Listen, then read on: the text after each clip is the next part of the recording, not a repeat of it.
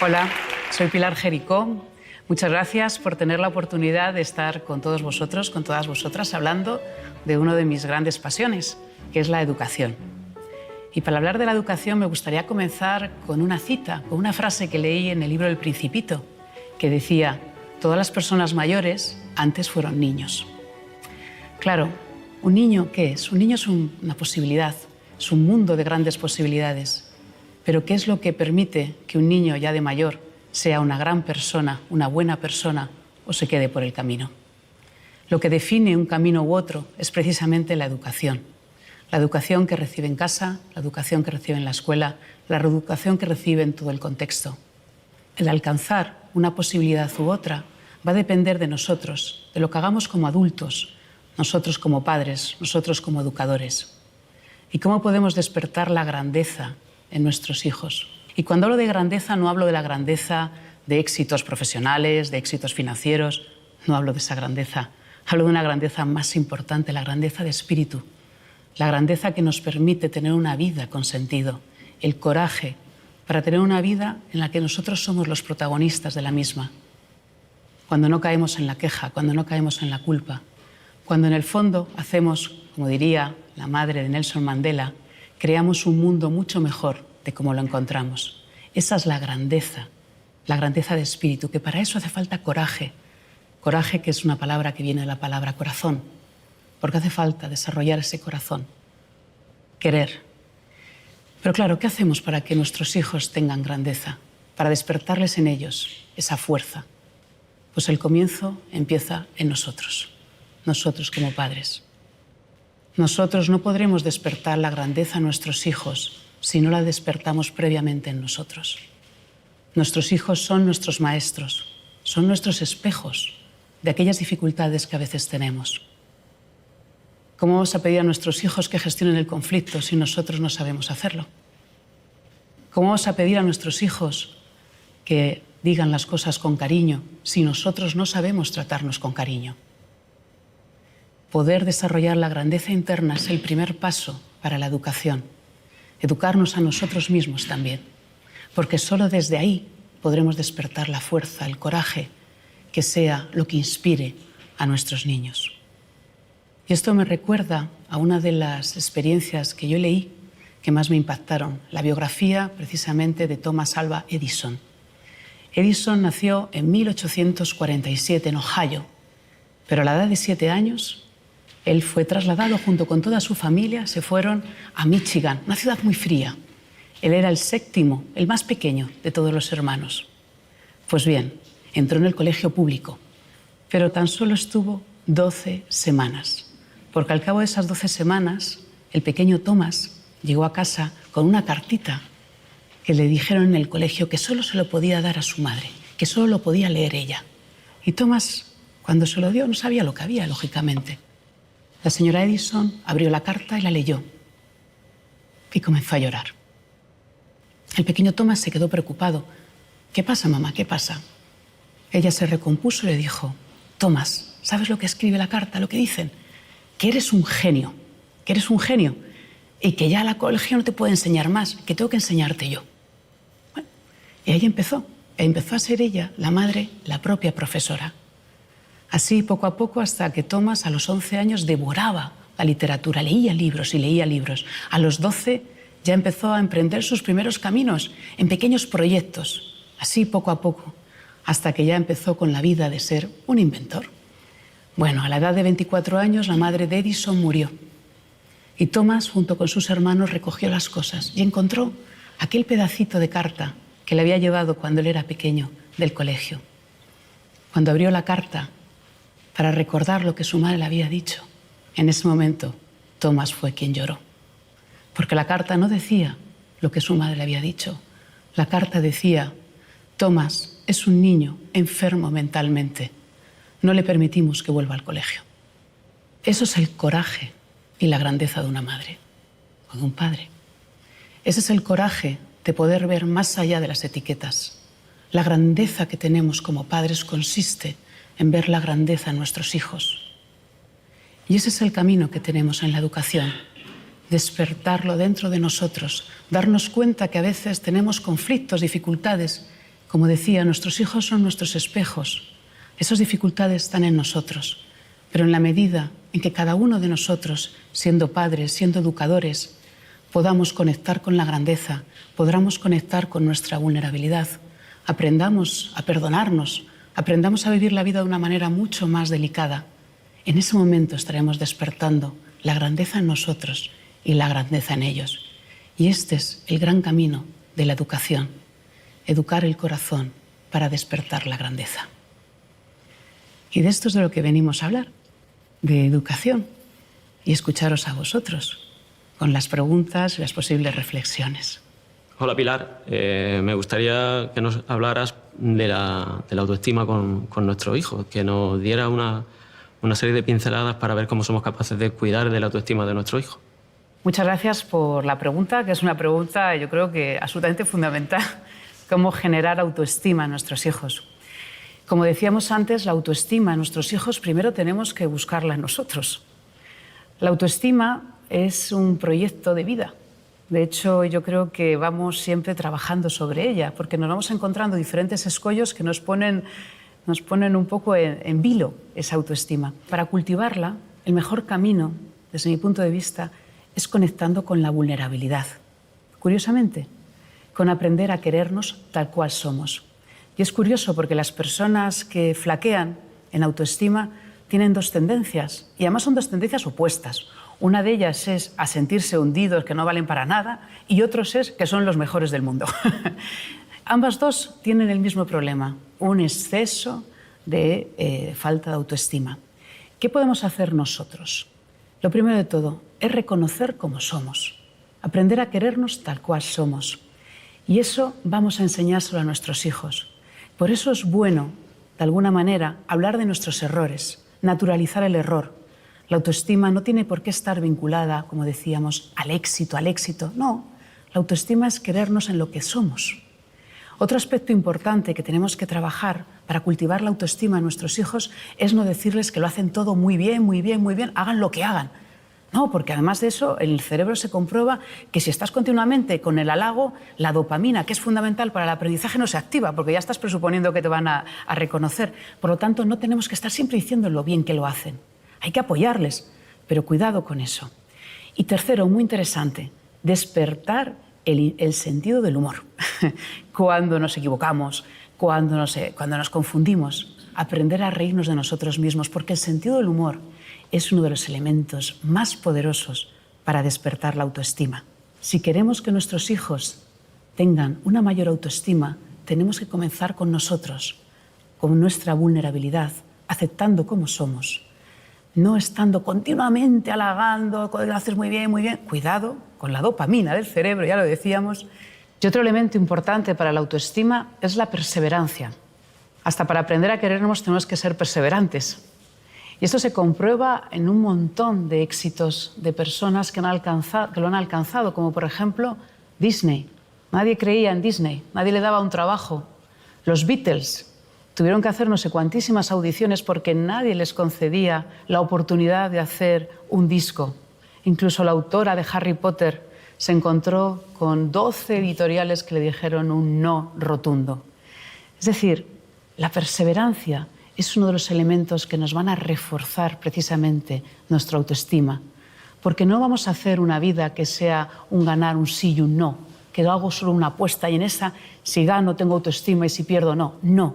La autoestima se logra cuando yo sigo luchando, cuando yo sigo perseverando, cuando yo creo en mi sueño y lucho por él. Eso es lo que nos ayuda a, de alguna manera, a ir construyendo esa autoestima independientemente de lo que el mundo nos diga, sino aprender a querernos a nosotros mismos. En el fondo, aprender a querernos a nosotros mismos es un camino y un romance que dura toda la vida. Hola Pilar, encantada, mi nombre es Cintia. Mi pregunta iba un poco orientada hacia las reflexiones súper inspiradoras acerca del silencio y de la escucha, que creo que hoy en la sociedad en la que vivimos son súper importantes, así que me gustaría que compartieras con todos nosotros alguna de ellas, por favor. Muchas gracias. Todo lo que está relacionado con la escucha genera buenas conversaciones. Y hoy por hoy, si queremos cambiar nuestro mundo, necesitamos cambiar nuestra conversación, que sean conversaciones más amables, conversaciones hacia afuera y conversaciones hacia nosotros mismos. Y para generar conversaciones que realmente nos nutran, que realmente sean positivas y amables, necesitamos aprender a escuchar. Y eso significa aprender a estar en silencio. Como dijo Churchill, hay que tener coraje para levantarse y hablar, pero hay que tener aún más coraje para sentarse y escuchar. Y eso lo dice además en el libro Mónica Galán, que explica precisamente cómo la clave de los grandes oradores está en el silencio. Y esto lo podemos aplicar en nuestro día a día. Lo importante del silencio hace que el que tengamos enfrente se sienta importante, que el que esté delante crea que, ostras, me está valorando porque me está escuchando. Con nuestros hijos es especialmente significativo. Para eso tendremos que sentarnos y escucharles de una manera activa, presente. ¿Y eso cómo lo hacemos? En un mundo en el que vamos corriendo, en un mundo en el que estamos enganchados al móvil, a los problemas, a las preocupaciones, a todo. Bueno, cuando estemos con nuestros hijos, es importante darle ese tiempo de calidad para que se sientan ellos los protagonistas. Y eso lo logramos cuando quitamos primero las distracciones. Por ejemplo, a la hora de la comida, que no haya televisión, que no haya móviles, que no haya nada que interrumpa, que lo más importante sea la conversación, sea la comunicación, darnos tiempo para nosotros, hacer un repaso de cómo estás, cómo te encuentras, qué tal estás, qué has hecho hoy. Un repaso simple para poner en evidencia, para darle palabra a nuestro estado de ánimo. Eso significa, como padres, tendremos que aprender a preguntar, pero lo que es más importante, aprender a escuchar. Aprender a escuchar desde la presencia, desde nuestro lugar. Y eso lo logramos cuando saboreamos, cuando le prestamos atención también al lenguaje no verbal, porque podemos decir, oye, me interesa mucho lo que me estás diciendo, esto es genial, y estás mirando a otro lado, o estás con el móvil, que está muy interesante, pero ¿qué iba a pensar nuestro hijo? Por lo tanto, el silencio es la gran arma que tenemos para hacer sentir importante al otro. Hola, Pilar. Mi nombre es Laura, yo soy madre de una niña de 12 años y uno de los temas más delicados en nuestra relación es el tema de los límites. Bueno, nuestra relación con los hijos y en general con los demás. Yo, pues hay veces que no sé si estoy siendo muy blanda, me estoy enfadando muy pronto. Entonces, ¿se puede aprender a decir que no sin llegar siempre a las discusiones? Hay que aprender a decir que no.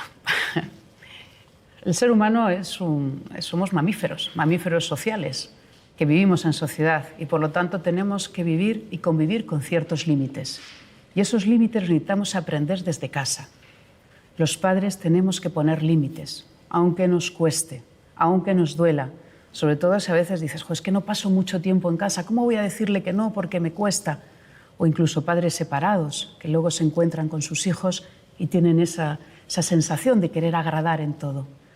Y ahí estamos haciendo un flaco favor si no somos capaces de poner límites.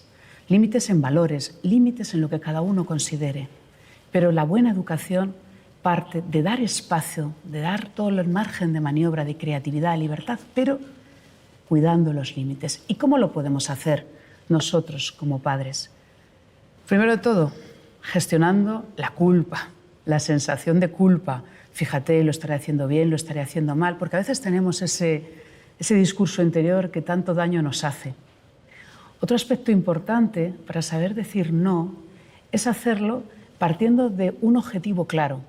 Además, con una niña de 12 años, ya antes, imagínate, antes de que empiece el curso, podéis definir vosotros vuestros propios límites, los objetivos y los límites que no estás dispuesta como madre a que ella supere. Y ese es un acuerdo previo al que se puede hacer. Un acuerdo que puede implicar un éxito, un reconocimiento si se hace o una penalización si no se hace. Y eso es un acuerdo que tenéis que llegar a priori. De manera que cuando esta persona, en este caso tu hija, cometa cualquier error o haga lo que sea, pero traspase esa barrera, ese límite, ya sabe a priori que ha sido un compromiso mutuo que está rompiendo. Por lo tanto, saber decir no es algo importantísimo, porque nosotros decimos, cuando decimos no, estamos diciendo sí a otras cosas. Por ello, ¿yo qué haría? Diría, definiríamos previamente un acuerdo de objetivos, Segundo, gestionaría bien esa culpa que a veces tenemos como padres. Y tercero, incluso le invitaría a una negociación. Y eso me pasa hasta con mi hijo de 2 años. Si mi hijo de 2 años es capaz de negociar, yo creo que la negociación es inherente al ser humano. El otro día, Hugo, 2 años tiene, quería algo, estaba comiendo, pero quería algo, y yo no quería dárselo, porque estaba comiendo y estaba muy pesado. Y le dije, negociamos algo. El primer plato lo comes y en el segundo te dejo que vayas a buscarlo y comes el segundo. Oye, mano de santo. Empezó a comer, toco, y ya llegó al segundo, me mira y dijo, ya lo sé, es una negociación. Y choqué las 5, y así fue. Y es curioso, porque le puse un límite, yo quería que la comiera, pero me di cuenta que quizás estaba demasiado cansado, que para él era demasiado. Pero de alguna manera flexibilizas un poquito y consigues el objetivo. Y le enseñas algo importante. Esto es no, pero puedes conseguir sí si haces otra cosa a cambio. Y esa es la negociación. Tenemos que enseñar a nuestros hijos desde la tierna infancia a que aprendan a negociar. Y eso lo logramos si nosotros sabemos, este es el límite que no puedes traspasar, o si lo quieres traspasar es a cambio de otra cosa. Y eso depende del objetivo que nosotros pongamos a priori. Hola Pilar, soy Enrique. Tengo una niña y como padre, yo creo que todos los padres y madres tenemos miedos, tenemos inseguridades, tenemos dudas de cómo estamos ejerciendo esa labor de educar. Te quería pedir algún consejo para que esos miedos y esas inseguridades que nosotros tenemos no acabemos trasladándoselas a ellos. Todos tenemos inseguridades, absolutamente todos. Algunos se les nota más, otros se les nota menos. Algunos los han trabajado más, otros los han trabajado menos. Pero esto es común a todas las personas. Ahora bien, ¿qué podemos hacer? Bueno, yo primero acepto que tengo esta inseguridad. Primero reconocerla, no taparla, porque no se puede trabajar nada que lo negamos. La negación es el principal problema en la educación. Aceptar que existe, y ese es un paso. Y la pregunta es, ¿y yo qué hago con esta inseguridad? ¿Cómo puedo reciclar? ¿Cómo puedo aprovechar esta inseguridad que a mí me genera en algo positivo? Pues bien, un pequeño truco es utilizarlo como fuerza en el aprendizaje. Fijaos, personas muy inseguras han conseguido grandes cosas porque lo han puesto al servicio de algo.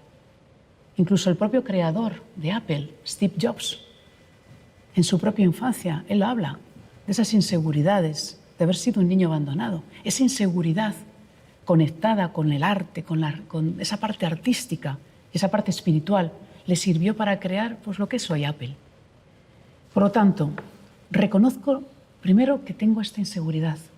Segundo, ¿qué puedo aprender? ¿Cómo puedo aprovecharla? ¿Cómo puedo reciclarla? Si yo tengo, por ejemplo, inseguridad a hablar en público, me tengo que formar mucho y lo puedo aprovechar y puedo aprender en ello y me puedo retar. Yo conozco personas que hablan en público y lo hablan maravillosamente y tenían problemas de tartamudez en la infancia, pero ellos lo han aprovechado como superación de sí mismos. Por lo tanto, un aprendizaje. Segundo, o tercer punto, mejor dicho, confiar en la vida, confiar. Como padres a veces nos creemos que somos, ¿me permitís?, dioses, que si yo hago esto va a tener un efecto inmediato. No, el niño también decide, ¿no? Nosotros damos lo mejor de nosotros mismos y luego confiamos en ellos y confiamos en la vida, que la vida es muy sabia, en ese misterio que tiene la vida. Por lo tanto, aprendo de mi inseguridad, confío en ella y, por último, ya lo hemos dicho e insisto, reírnos de nuestras propias inseguridades que, que nos van a acompañar toda la vida, así que, pues al menos que nos hagamos amigos de ellas. Hola Pilar, ¿qué tal? Soy Ángela y soy madre de 2 hijas de 11 y 13 años. Las veo crecer cada día, la verdad que mucho más rápido de lo que me gustaría, y pienso mucho en su futuro, en qué van a tener que hacer para adaptarse a él. La verdad que lo que me gustaría saber es qué les puedo enseñar para poder adaptarse a todos los cambios que le van a venir, las dificultades que se van a encontrar en su vida. ¡Wow! El cambio es todo un tema. Un tema que a veces nos asusta, ¿no? Y es porque nuestro cerebro está preparado para la supervivencia, que no para la felicidad. Y es una cosa curiosa porque el cambio es inherente a la vida, es inherente a nosotros. De hecho, cada 7 años se renuevan el 100% de nuestras células. Cada 2 días se renuevan las células de nuestra piel, el polvo de las casas, y sin embargo nos cuesta el cambio. ¿Qué podemos hacer como padres para explicar que el cambio es positivo? Una técnica muy buena, muy poderosa, es ayudarles a entender que el cambio puede ser una oportunidad. Siempre es una oportunidad si sabemos leerlo. Hay que saber leer el cambio y hay que saber leer las fases que tiene un cambio. Un cambio tiene 5 fases. Una primera es la llamada a la aventura. Algo ocurre, algo que deseas o algo que no deseas. Un cambio de trabajo, algo deseado o un cambio no deseado, un suspenso. Esto es un cambio, la llamada. Aquí el momento importante es preguntarte qué es lo que se está pidiendo de mí, qué es lo que yo tengo que aprender en este cambio. Esa es una primera fase. Segunda fase, la fase de la negación. Una clásica, la culpa. El profe me tiene manía, los compañeros no sé qué, siempre balones fuera. Aquí, como padres, ¿qué podemos hacer en esta fase? Ayudarles a que asuman la responsabilidad. ¿Qué papel has jugado tú en todo esto? ¿Qué podrías haber hecho de otra forma? De alguna manera, dejar de culpar al mundo y empezar a mirar un poquito adentro. Claro que cuando uno mira adentro, entra en la tercera fase, que es la fase del miedo. Ay, a lo mejor no soy tan bueno. Si he suspendido ya no es por el profe, es que no soy tan bueno. Esta es la fase del miedo. Y aquí es importante entender que el miedo es natural y es bueno. De aquí se sale. De la negación a veces no tanto, pero del miedo se sale. Y ya cuando conectas con el miedo puedes conectar con la cuarta y la complicada, aparentemente, que es el desierto. Jo, fíjate, ya no soy tan bueno, yo pensaba tal. Y ese momento es un momento que como padres y como educadores tenemos una oportunidad maravillosa, porque lo que no se aprende en el éxito se aprende en el desierto. El desierto es un gran maestro, porque en el desierto, en los errores, en los momentos difíciles, es cuando nos desprendemos de cosas. Y ese momento que como padres tenemos que decir, ¿y qué tienes que dejar de hacer y empezar a hacer nuevo? ¿Qué es lo que tienes que decir no para decir sí? Y esta es la clave. El desierto nos ayuda a algo maravilloso. Y esto se ve mucho en el Feng Shui, que es el arte de los espacios japoneses. Dice el Feng Shui, para mantener la armonía en un armario, ¿qué hay que hacer? Cada vez que se introduce una prenda, ¿qué hay que hacer? Quitar otra. Esto se nos olvida, ¿no? Momento de comprar otro armario, pero bueno. Y ahí está la clave, ese momento de saber decir qué me tengo yo que desprender, porque un cambio implica saber desprenderse de algo para empezar algo nuevo. Y cuando hemos superado esta cuarta, empieza la quinta, que es la que sube la curva. ¿Qué nuevos hábitos tengo yo que empezar a hacer? ¿En qué quiero yo convertirme? ¿Qué puedo soñar? ¿Qué me puedo apoyar? ¿Qué recursos necesito buscar? Pero solo seremos capaces de conquistar el cambio si nosotros ayudamos a nuestros hijos, a nuestros alumnos, a entender cada una de las fases en las que está. La llamada a la aventura, ¿qué tengo yo que aprender? La negación, ¿qué papel has jugado? El miedo, ¿qué pasaría si no tuvieras miedo? El desierto, ¿a qué tienes que decirle no para conseguir ese cambio que deseas? Y el quinto, ¿qué nuevos hábitos tengo que construir? ¿Qué sueños quiero conquistar? ¿En quién me tengo que apoyar? Que puede ser aprobar un examen, buscar ayuda para aprobar dicho examen con compañeros. En definitiva, todo lo que esté relacionado con recuperar los recursos. Si los padres fuéramos capaces de enseñar a surfear el cambio, nuestros hijos lo verían de una manera más amable. Pero no nos olvidemos, todo empieza en nosotros. Aprender nosotros a vivir el cambio de una forma positiva. Hola Pilar, mi nombre es Alonso. Me gustaría saber qué podemos hacer los padres para ayudar a fomentar la actitud creativa de nuestros hijos. Todos los que tengamos hijos sabremos que los niños nacen con la creatividad. Si no, que le demos un bolígrafo, un papel, algo de pequeñines y ya van a empezar a garabatear. La creatividad es inherente al ser humano. Lo que es una lástima es que a veces se la coartemos. Ese es el problema. Entonces, ¿qué podemos hacer como padres para fomentar precisamente esa creatividad? Pues bien, a mí que me encanta consultar y leer biografías, descubro que los científicos, en el fondo, tienen claves de creatividad apasionantes. La creatividad surge cuando juntamos dos tipos de mente. Nosotros las personas tenemos dos mentes. La mente focalizada, centrada, trabajada, que nos ponemos a resolver un problema, o tenemos la mente difusa, la que dejamos vagar y la que empieza a conectar con nuevas conexiones neuronales que no imaginábamos.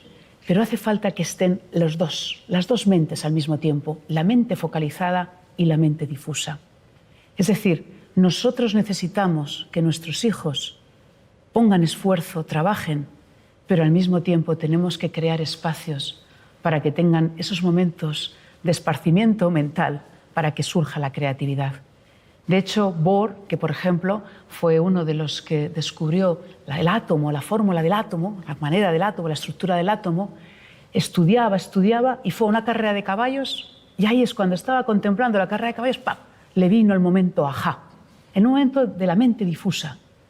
Newton, con la famosa manzana, estaba tranquilamente tomando ahí, disfrutando de la tarde, había estado estudiando y en ese momento es cuando surge la idea, cuando ve caer la manzana y después ve salir la luna y las estrellas en la tarde. Los grandes momentos creativos surgen en los momentos en los que se despierta la mente difusa, pero para eso hay que trabajarlo previamente. Por lo tanto, volviendo a la pregunta, ¿qué podemos hacer para que nuestros hijos puedan desarrollar ese espíritu creativo?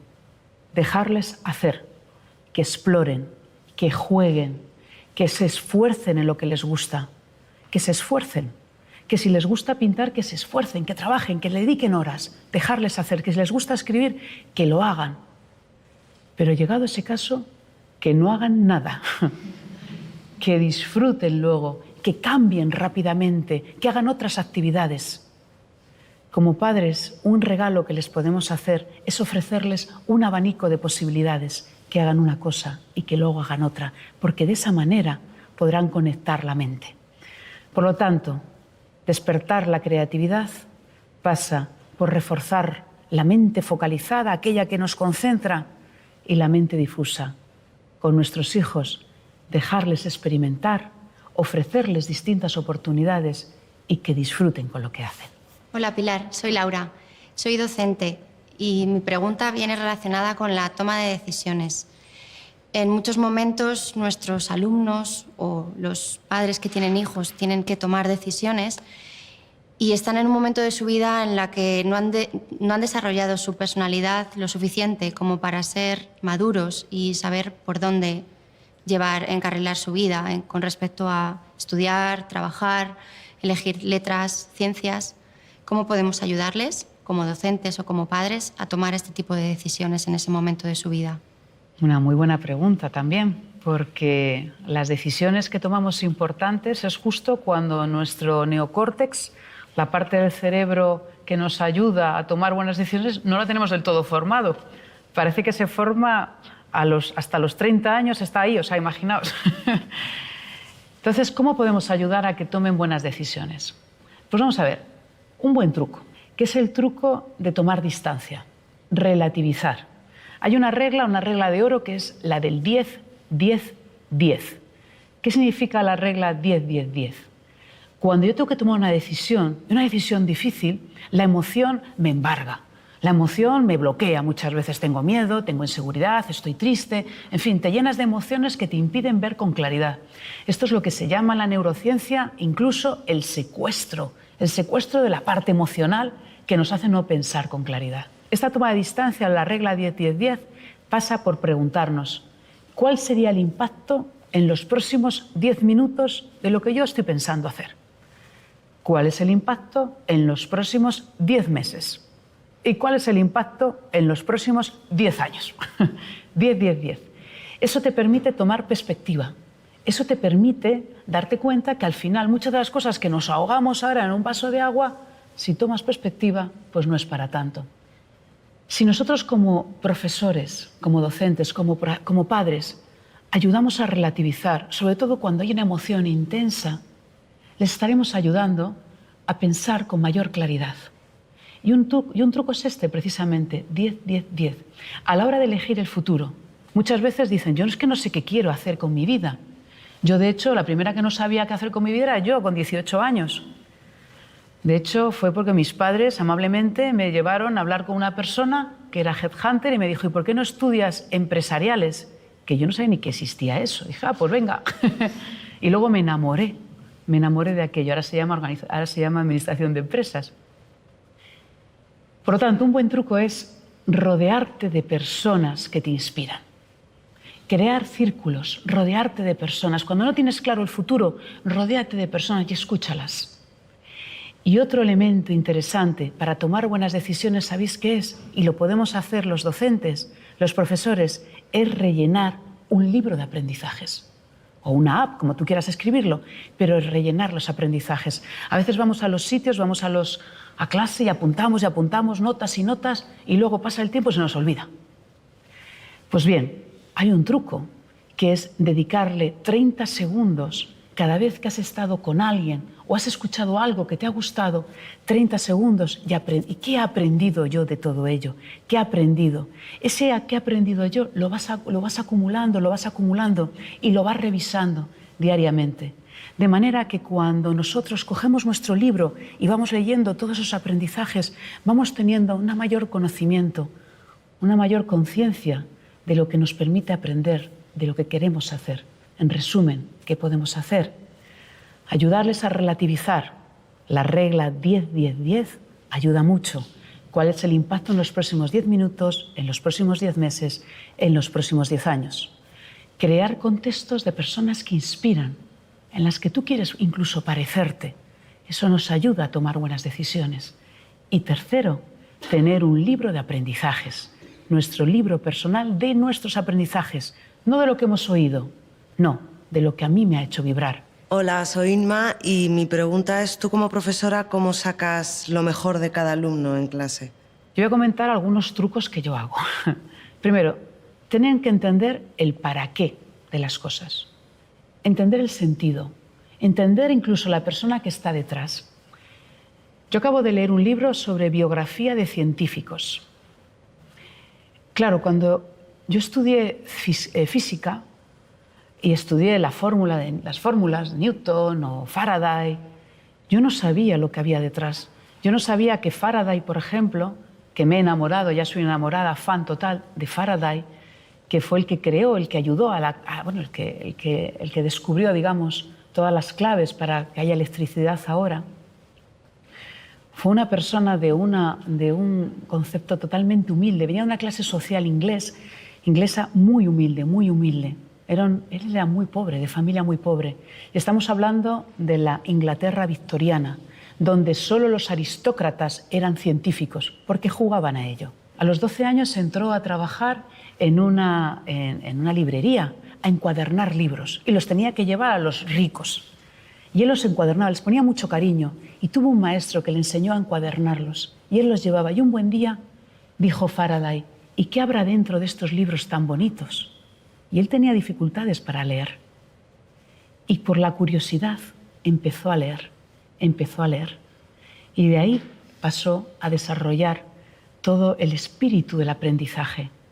De allí tomó notas de todo lo que aprendía y las encuadernaba, con tanto mimo y con tanto cariño que se las regalaba a científicos que los había escuchado. De manera que poco a poco él tuvo una oportunidad y poco a poco fue considerado uno de los grandes científicos juntos con Newton de Inglaterra. Pues bien, si nosotros como profesores, a la hora de explicar Faraday, explicar todas las leyes asociadas a la electricidad, explicamos las personas que han estado detrás, creamos la historia que rodea a cada uno de los científicos, recordaremos las fórmulas con un cariño especial. Por lo tanto, ¿qué podemos hacer? Ayudar a nuestros alumnos a entender las cosas desde el para qué, desde el esfuerzo de quien lo inventó. Segundo, ilusionarles sorprendiéndoles. Hay que sorprender al alumno, porque la dopamina, que es lo que se activa para que se afiance el aprendizaje, se despierta con la sorpresa. Hay que sorprenderles, hay que ilusionarles. Tienes tú que enamorarte de lo que haces. ¿Cómo vas a contar algo si no te gusta, si estás aburrido contando lo que le has contado 40 veces? Tienes que reenamorarte de ello, explicándole el para qué. personificando el aprendizaje. Hay personas que aprenden mejor desde la experiencia, hay personas que aprenden mejor teniendo primero claro y luego vivir la experiencia. Jugar en las clases con todas las formas distintas de estilos de aprendizaje para que la clase sea un lugar en el que nosotros podamos descubrir, en el que podamos disfrutar. Hola Pilar, soy Magdalena. Las madres y los padres, pues nuestros hijos al principio nos ven como un espejo, ¿no? Se fijan en nosotros como si fuera un espejo. Luego ya tienen sus propios ídolos, cantantes, actores, lo que a ellos les gusta. Pero ¿cómo podríamos nosotros seguir siendo un referente para ellos importante? Una pregunta muy buena, porque eso nos coloca como padres en el desarrollo del liderazgo más difícil que existe. El liderazgo silencioso, el liderazgo de casa. Para nosotros, de alguna manera, que nuestros hijos seamos para ellos referentes, tenemos que desarrollar ese liderazgo interno. ¿Cómo se desarrolla ese liderazgo silencioso? ¿Cómo podemos dejar esa huella? ¿Cómo podemos dejar ese legado en nuestros hijos de una manera amable? Primero, trabajando sobre los valores, trabajando en valores. Los valores es la esencia sobre la que nosotros como padres podemos construir. ¿Qué es para mí lo que es esencial, lo que es importante, lo que yo quiero que mis hijos siempre tengan? Esos valores. Esas son las cartas que vamos a guardar bajo la manga. Esos son los momentos de dudas, cuando no sabes qué hacer. El valor sale ahí. Ese es el valor. Si para mí es importante el valor de la amistad, yo como padre tengo que ejercerlo también. Por lo tanto, el primer punto es: ¿qué es para ti importante? Segundo, hacer sentir que nuestros hijos son únicos, son valiosos. Y son valiosos porque son ellos. No porque alcancen o dejen de alcanzar, sino porque son ellos. Eso no significa fomentar el esfuerzo, que yo creo en él, sino significa darles el valor, esa mirada, la mirada con amor, esa mirada con cariño. Eres único, yo te quiero y creo en ti. Hacerles sentir importantes desde la escucha, desde la importancia de, hablábamos antes, de guardar el silencio, de realmente interesarnos por ellos, por su vida, por lo que han hecho en el cole, por esa pelea pequeña que han tenido, por ese problema que parece que se desahoga en un mundo, parece que se ahogan ahí en un vaso de agua. Por eso, para ellos es importante y para nosotros tiene que ser también importante. Y por último, y fundamental, actuar como ejemplo, ser nosotros ejemplo. Yo hablaba del valor de la amistad. Mis padres siempre fueron uno de los valores que más pusieron encima de la mesa. Y yo recuerdo una vez de adolescente que decía: he quedado con fulanito, con menganito, con una amiga, y es que no me apetece. No me apetece. En una época en la que no había móviles, ¿eh? O sea, que el riesgo era un plantón. Y yo no tenía ganas de ir a domingo por la tarde, me daba una pereza. Y me acuerdo que mis padres me dijeron: si no quieres que te lo hagan a ti en un futuro, no lo hagas nunca. Mantén el valor de la amistad. Y es así. Y es algo que me perdura desde entonces. Por lo tanto, ser ejemplo de lo que nosotros decimos. A pesar de eso, cuando sean adolescentes, tendrán sus crisis, sus dificultades hormonales, etcétera, etcétera, y pondrán nuevos desafíos, nuevos líderes. Y como dijo una vez alguien, dice: yo pensaba que mi padre con 17 años, dice, qué poco sabía, y después de 5 años me di cuenta de lo mucho que había aprendido.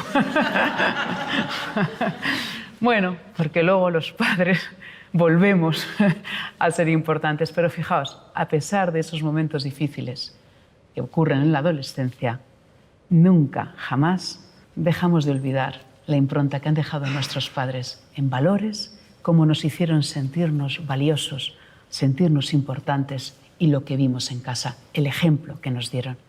Hola Pilar, soy Elena.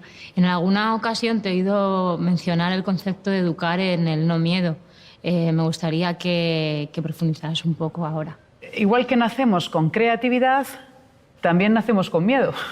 De pequeños tenemos miedo a estar solos. Luego el miedo va avanzando, y el miedo a la oscuridad, el miedo a animales feroces. El miedo es una emoción que está en el cerebro con la que se nace. Y es la emoción que más definiciones tiene, es la más polisémica que existe. Porque el miedo es desde el respeto, los que somos buceadores y uy, esto está muy oscuro, ese pellizco aquí, eso, el respeto es miedo, el pánico es miedo, el estrés es miedo, el no me sabe la palabra, eso es miedo también. Eso es miedo. En cualquier caso, siempre es cuando nos da ese pellizco y cuando es una situación que queremos evitar de alguna manera. Ahí es el miedo. ¿Por qué tenemos miedo? Por supervivencia. ¿Y cuál es el principal miedo que tenemos? Bueno, el principal miedo es a la muerte, al sufrimiento. Ese es fácil de ver. Pero luego hay miedos más sutiles. Y hay dos miedos importantísimos. Un miedo a que no nos quieran y a no querernos, y un miedo a no poder desarrollar todo el potencial que tenemos dentro. Esos dos miedos son los dos miedos que luego se derivan en muchos otros. Miedo al error, miedo al rechazo, a qué van a decir de mí, miedo a perder mi estatus, mi poder, miedo al cambio, miedo a no llegar a fin de mes. En el fondo, todos derivan de lo mismo.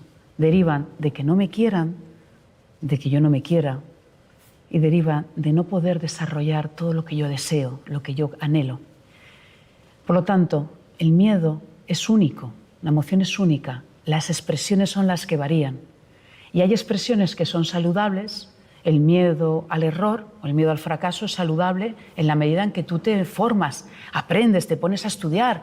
Eso es muy bien, pero no quieres equivocarte, no quieres suspender un examen, eso es bueno.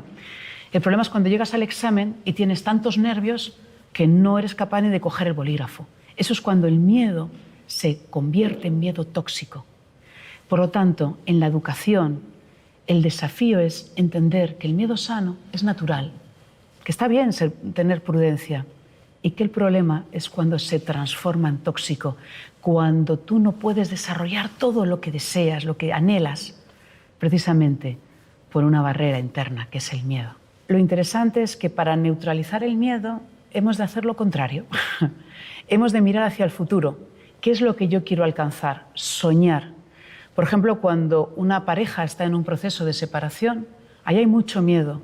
Pero en la medida en que ya empieza un anhelo de comenzar una nueva vida, ya se empieza a deshacer ese miedo. Pensar en el futuro. Y ha de ser un pensamiento positivo, es decir, pensar de una manera positiva. Por ejemplo, mirad, hacemos un ejercicio ya que estamos aquí en confianza.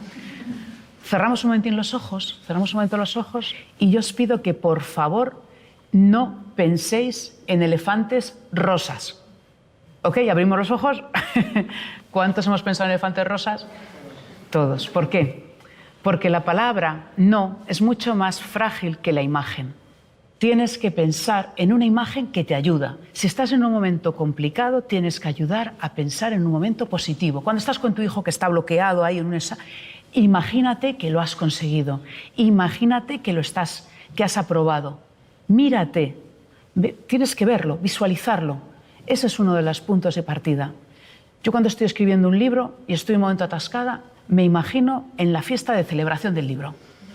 Y me imagino pasándomelo bien, tal, y ya está, y a mí eso me ayuda. Bueno, pues oye, cada uno tiene lo suyo, ¿no?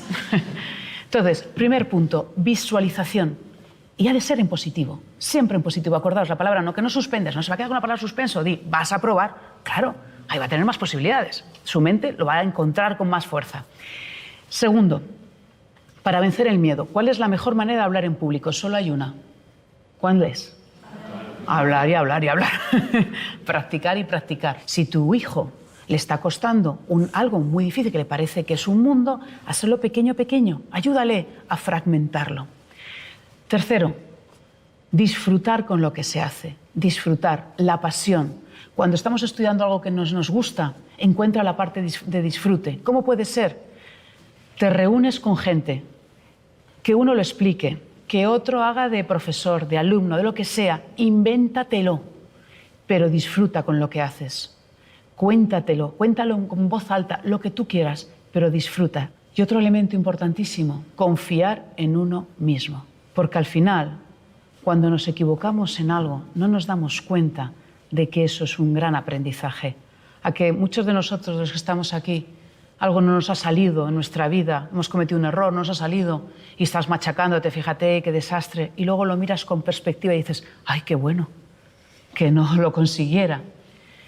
Por lo tanto, la confianza no es la confianza que lo voy a lograr, porque a veces no depende de ti. La vida es muy caprichosa a veces.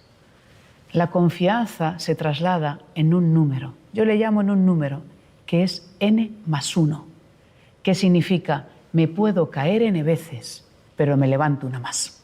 Por lo tanto, el primer reto importante para los padres es asumir que nuestros hijos van a tener miedo. Y eso es bueno, porque el miedo es lo que nos ha permitido llegar hasta aquí como especie. Hay un miedo sano, que es la prudencia, y ese es bueno tenerlo.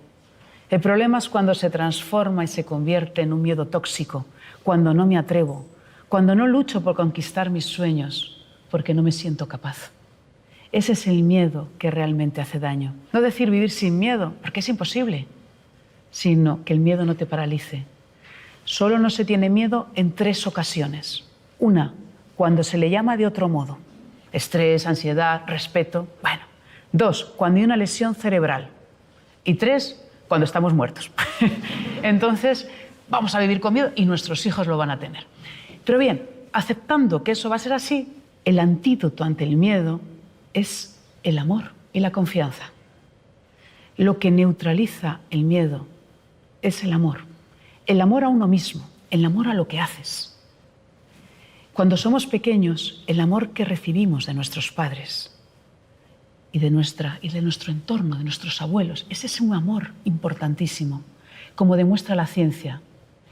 Gibson, allá en los años 60, comprobó cómo la confianza depositada en un niño, en este caso en un bebé, es poderosa. Hizo un experimento que se llama el precipicio visual. Colocó 2 superficies, una opaca y una transparente. En medio de las 2 colocó a un niño. La opaca parecía tierra firme, la transparente parecía que te ibas a caer. Previo a colocar a un bebé, pusieron a mamíferos, a monos, que lo colocaban en la zona transparente y empezaban a gritar los pobres, ¡ay, desquiciados! Tenían miedo, parecía que se iban a caer. Colocaron a perritos, a gatos pequeñines y siempre se iban a la zona opaca, excepto a tortugas y a patos que se iban corriendo a la transparente porque pensaban que había agua. El miedo a la altura es inherente al ser humano. Y los niños, los bebés en este caso, que simplemente gateaban, se quedaban en la zona opaca, excepto cuando algo ocurría. Cuando la madre estaba al otro lado de la zona transparente llamándoles. Cuando les llamaba por su nombre, les sonreía, el niño, la niña, el bebé, era capaz de ir gateando por la zona transparente, a pesar de que su cerebro le decía que ahí había peligro. Y esta es una buena metáfora para entender la potencia del no miedo. El no miedo significa creer en nuestros hijos, poder confiar en ellos, porque solo desde ahí podemos neutralizar el miedo. No dejaremos de tenerlo, pero lo neutralizaremos. Porque además, el antídoto, como decía, del miedo es precisamente la estima, la confianza, cuando hacemos cosas que nos gustan, cuando disfrutamos, cuando lo pasamos bien, cuando estamos con amigos, que tenemos conversaciones en las que fluimos, ahí no hay miedo. Por lo tanto, como padres, confiemos en ellos, dando ejemplo y, por supuesto, ayudándoles a que encuentren cuál es el camino para ellos que les ayuda, que les permite dar lo mejor de sí mismos, porque desde ahí no sentirán miedo. Y no nos olvidemos, como para terminar, esto lo dicen los budistas, ¿no? Muy pocas veces no tenemos miedo, solo cuando tenemos pánico. Así que... Hola Pilar, soy Lidia. ¿Podrías explicarnos a qué te refieres cuando hablas de currículum B? El currículum B es todo el trabajo que hacemos para crecer como personas. Fijaos que las empresas se empeñan en seguir contratando personas por el currículum A. Conocimientos técnicos, títulos, etc., cuando a mí me parece que lo más interesante es el B. El B es lo que nos permite manejarnos por la vida, lo que nos permite tener inteligencia, desarrollar inteligencia emocional. El currículum B tiene muchas formas. Puede ser el mundo del crecimiento personal, hacer cursos, talleres, cada uno el que quiera. Puede ser el teatro, vivir distintos roles, atreverte a vivirlos. Puede ser navegar o puede ser lo que tú quieras, bailar, pero siempre y cuando tenga 2 peculiaridades. Una, te tiene que sacar de tu zona de confort. Si a ti te gusta bailar y bailas, pues bueno, muy bien, lo pasarás muy bien. Pero vaya, atrévete con algo distinto. Atrévete con algo que te saca de tu zona de confort. Y segundo, importante, reflexiona sobre lo que has aprendido. El currículum B es aquel que vamos almacenando en nuestra vida y son esos aprendizajes que nos permiten manejarnos mejor en la vida, tener inteligencia emocional, que nos permite precisamente tener ese coraje para tener una vida mucho más plena. Y es a la que yo invito y en el que personalmente comencé con el primer cáncer de mi padre, cuando tenía 16 años yo. Su primer cáncer me abrió la pregunta del por qué ocurren estas cosas. Y así fue como empecé con el currículum B, a estudiar bueno, recursos, a estudiar diferentes técnicas que poco a poco he ido acumulando y de la que he ido aprendiendo. Y es curioso porque se conoce el currículum A, pero ojalá podamos empezar a hablar de nuestro currículum B y en los cursos, en los talleres, en la formación, en la educación y nosotros como padres poder ayudar a desarrollar precisamente ese currículum. Yo creo que es uno de los objetivos de la educación. Hola Pilar, muchas gracias por todo lo que estás compartiendo hoy, todo lo que nos estás enseñando. ¿Qué te está enseñando y qué estás aprendiendo con tu experiencia como madre a lo largo de toda tu maternidad y lo que te está enseñando tu hijo? Bueno, la maternidad ha sido la decisión más difícil que he tomado en mi vida. Dudé un montón de veces y otro montón de veces decía sí. Y después de meditarlo mucho, al final di el paso. Y mi hijo me ha enseñado muchas cosas, antes de nacer incluso. Mi hijo me ha enseñado y me enseña a luchar por un sueño, a pesar de las dificultades. Yo tenía menos del 3% de posibilidades para ser madre. Y luché como pude. Y bueno, en este caso la vida me lo regaló. Así que mi experiencia de aprendizaje comienza antes. Y ahora cuando Hugo nació, ¡wow!, empezó una nueva vida. ¿Qué aprendo con Hugo? Hugo es mi maestro. Hugo es mi espejo. Hugo me muestra aquello que a mí no me gusta de mí misma. Hugo me enseña a resolver temas que estaban ahí tapados y que yo no sabía que los tenía. Hugo me enseña a luchar por mis sueños. Y mi hijo me enseña también, y me está enseñando, a saber decir sí y a saber decir no. A aprender a cuidarme para estar más tiempo con él. A saber coger y escoger lo esencial de la vida y a creer más en la vida. Yo voy a hacer todo lo que pueda por educarle, para despertar esa grandeza, pero luego él ya decidirá y confío en él y confío en la vida. La maternidad me enseña mis propios límites, mis propias dificultades, decía, y también me enseña un cariño sutil, muy delicado, muy difícil de alcanzar de otro modo.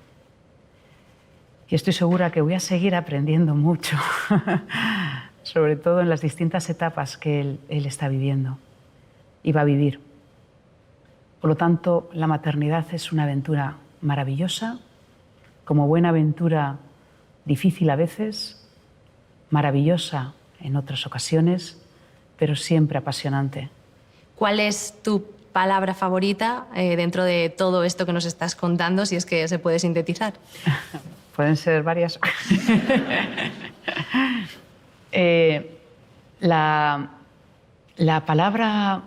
Mi palabra favorita o mi concepto favorito, o uno de mis conceptos favoritos, es persigue tu sueño. Yo nunca imaginé que iba a poder estar aquí. Hace años, evidentemente. Pero yo sí tenía un sueño. Yo tenía el sueño de ser escritora. Y a pesar de las dificultades, he conseguido ser escritora. La tenacidad, la determinación, que solo se consigue cuando conectas el deseo, lo que realmente te mueve, lo que realmente mueve en tus tripas, con la constancia, con la perseverancia. Conseguir un sueño requiere esa determinación y requiere algo también muy importante que hemos ido hablando, aprender. aprender y buscar el aprendizaje. Cuando estemos en un lugar de confort, salte de ahí corriendo. Porque el lugar de confort puede ser la antesala a morirte por dentro. Para mí es un leitmotiv. Para mí, cuando estoy en un lugar que ya me siento muy cómoda, muy segura, ¡wow!, tengo que salir. Porque necesito activarme, necesito estar buscando continuamente experiencias de aprendizaje que me estimulen. Ya os he comentado que me gusta mucho leer biografías de científicos y una de ellas es la de Newton. Y Newton dijo que si fue capaz de ver más allá fue porque fue capaz de levantarse sobre hombros de gigantes. Yo creo que la educación es esto, ayudarnos a levantar, ser esos gigantes. Yo he tenido la suerte de tener cerca de mí profesores que me ayudaron a dar lo mejor de mí misma, que creyeron en mí. Y he tenido la suerte de tener padres maravillosos que también creyeron en mí, a pesar de las locuras que se me pudo ir ocurriendo. Así que muchas gracias a las 3 personas claves de mi vida, a mi madre, a mi padre, que murió hace años, y a mi padre político, con el que convivimos ya desde hace 15 años. O sea que... Así que ellos 3 son y han sido mis modelos, mis ejemplos y los gigantes sobre los que yo me he apoyado. Muchas gracias.